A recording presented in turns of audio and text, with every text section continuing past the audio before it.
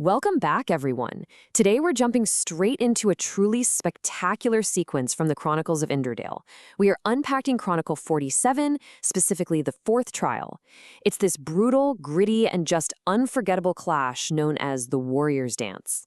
Now, if you're someone who appreciates a deep dive into martial mastery, psychological warfare, and moments of just absolute defiance, you're going to love this explainer. We're looking at the samurai Okazaki, a prisoner thrust right into the Inderdale Coliseum, and we'll break down exactly how he takes a deadly trial and turns it into a chilling message for his captors. Let's get into it. Right from the jump, the source material establishes this stark, incredibly unforgiving setting. I mean, think about the previous trials. They featured forests, ruins, hidden archers where fighters could actually use the environment for cover or strategy. But here, Okazaki gets absolutely nothing. There is literally no environment to manipulate. It is just an endless circle of blood-stained sand sitting right beneath the deafening roar of thousands of spectators.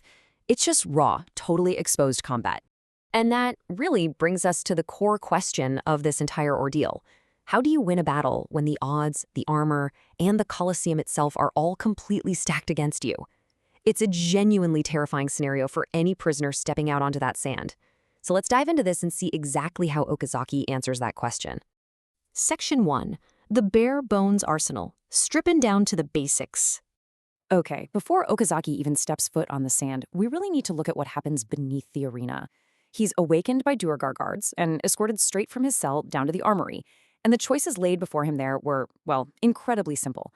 He's given a suit of studded leather armor, a simple longsword, and a shield. That's it. No magic, no extravagance, only the bare bones tools of a warrior. And you know what's fascinating here? It's Okazaki's reaction, or actually his total lack of one. The text specifically notes that he arms himself without complaint. He just methodically accepts this minimalist gear. He is completely willing to face the roar of those thousands of spectators with nothing but his own sheer skill to rely on. Section 2. The mysterious blonde knight, a towering adversary. So Okazaki steps out into the center of the arena, and waiting for him is a single, solitary opponent. Now, what's really striking here is the massive physical disparity between these two fighters. On the left, we've got Okazaki in his light, studded leather armor with just a standard longsword and shield.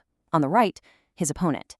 This mysterious knight is clad in dark plate armor, and it's heavily scarred by countless past battles. His features are completely hidden by a great helm, with only these long strands of blonde hair spilling out from beneath the steel. And resting across his shoulder, a massive greatsword. The mismatch in raw physical defense and weapon weight is just staggering. The two warriors just stand there in silence before the duel begins. And initially, Okazaki seems to be in complete control of the situation. Steel meets steel, and the knight presses forward relentlessly. But Okazaki moves with this incredible, practiced precision. He's effortlessly slipping around the knight's sweeping blows like they'd rehearsed it 100 times. But then, something troubles the samurai. The stranger's posture, his movements, the distinct, almost rigid discipline behind every single swing. The text tells us there was something hauntingly familiar about him. And because of that familiarity, for one brief, incredibly dangerous moment, Okazaki hesitates. That momentary pause brings us to Section 3, the brutal turning point from hesitation to violence. Because while Okazaki hesitates, his opponent absolutely does not. Exploiting that split second of uncertainty, the armored warrior does something entirely unexpected. With surprising speed, he hurls his massive greatsword directly toward Okazaki's face. And wow, this immediately snaps Okazaki out of it. Whatever uncertainty he had completely vanishes, and the warrior within just awakes. Okazaki answers this attack with sheer lightning-fast violence. Let's break down this shockingly fast counterattack. First, Okazaki's fist crashes into the knight's face hard enough to stagger him. Before the guy can even recover, Okazaki drives his hand violently forward, forcing it directly into the knight's open mouth. And in that exact same fluid motion, he summons his bonded katana. The blade materializes in his grasp like lightning, and its end tears right through the enemy's cheek and jaw as the knight desperately struggles to wrench himself free.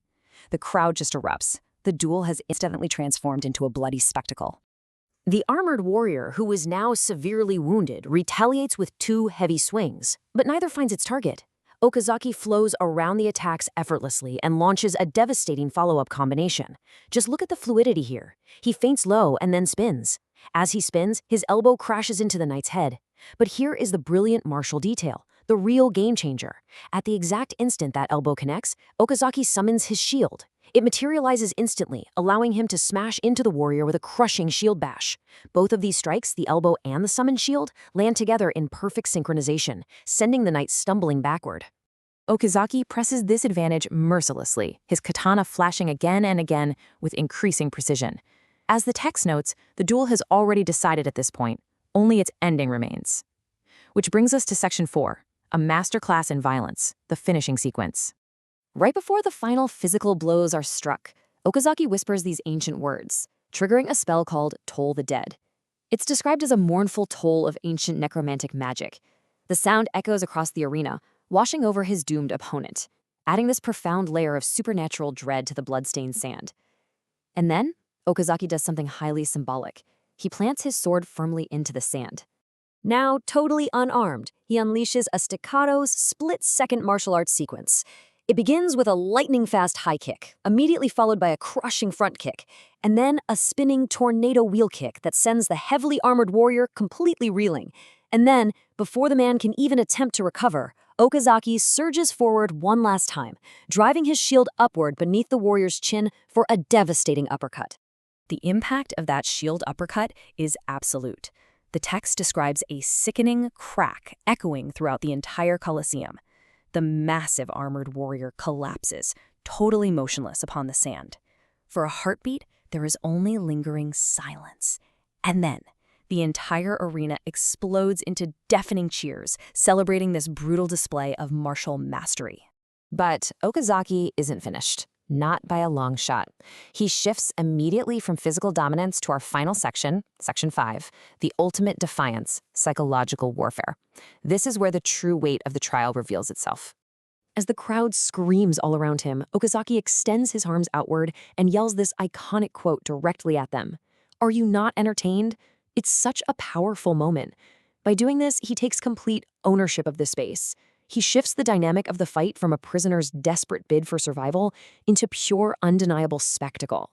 He isn't just surviving their trial, he's mocking their entertainment. And this brilliantly illustrates his ultimate target. He slowly turns his gaze upward toward the general's balcony. Standing up there are Talonor and General Tamakti. Without speaking a single word, Okazaki locks eyes directly with General Tamakti. Then, maintaining that intense eye contact, he slowly draws his tongue across the blood staining his katana's edge. Finally, a crooked grin spreads across his face. As the Chronicle notes, this chilling challenge needed absolutely no translation. It is a profound psychological strike, aimed right at the people holding his chains. Finally, as the Durog guards approach to escort him back down beneath the arena, Okazaki performs one last act of dominance. He stoops beside his fallen, mysterious opponent. With a satisfied nod, he claims the dead warrior's massive greatsword as his prize. Only after taking the spoils of his victory does he allow himself to be led back into the darkness of his prison cell. The fourth trial comes to an end, leaving us with a staggering display of skill and defiance. And it leaves us with one final, lingering thought. When a prisoner licks his blade and smiles at a general from the arena floor, who is truly in captivity?